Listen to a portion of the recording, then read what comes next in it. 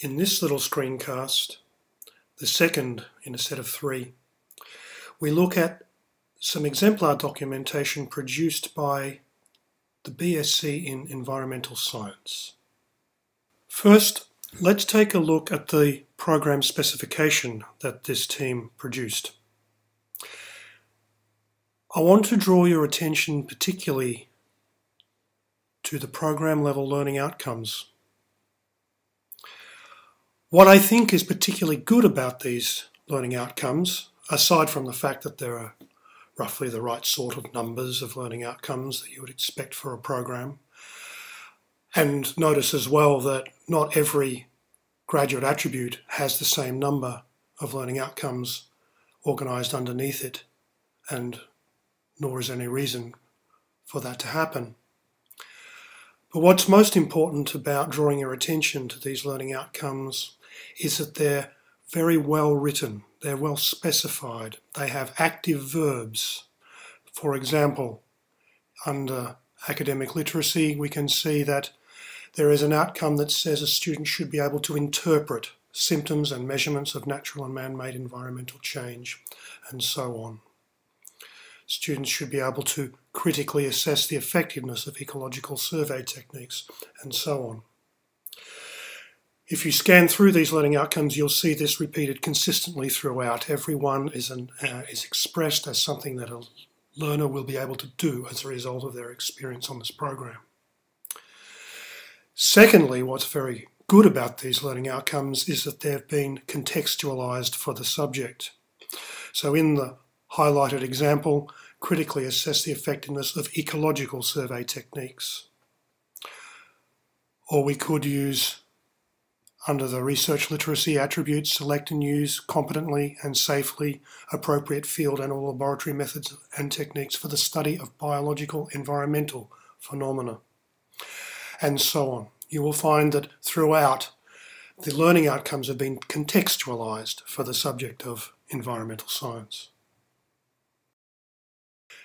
The second thing I'd like to draw your attention to in this program specification is that in section 5.1, the description of how teaching, learning and assessment happen in this program clearly identify how the graduate attributes are developed.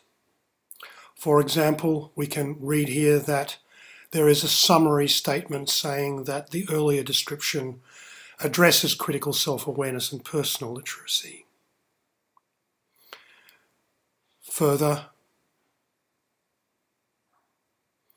we can see a paragraph describing the development of academic literacy, a subsequent paragraph describing the development of research literacy, and the subsequent paragraph, global citizenship.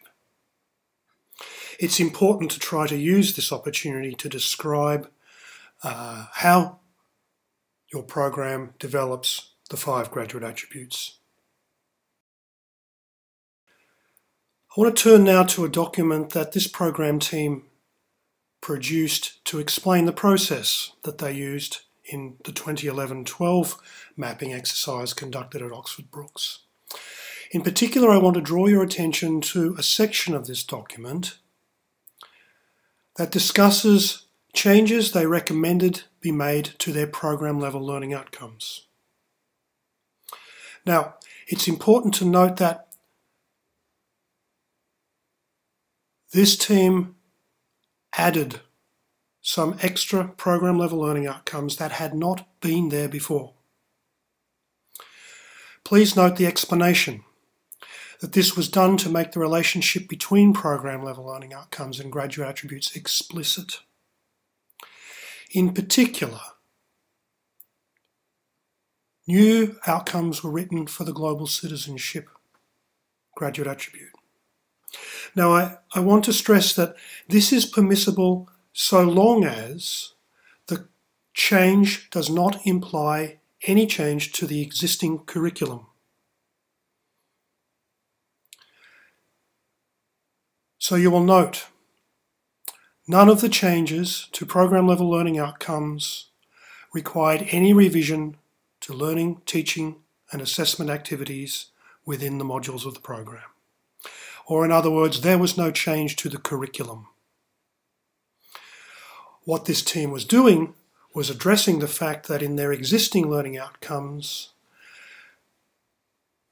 there was not sufficiently explicit recognition of aspects of the curriculum that already existed. This program team found that although their provision included development of global citizenship, their existing learning outcomes did not express this.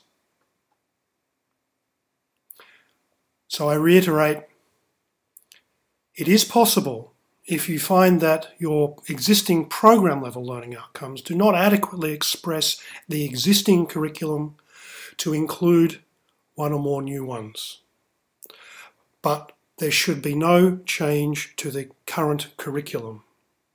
If you do need to make changes to the current curriculum, you will need to go through the usual periodic review or revalidation process.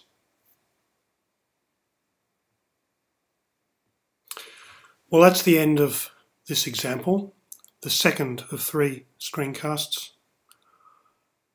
There is one further example that you can look at if you feel a need.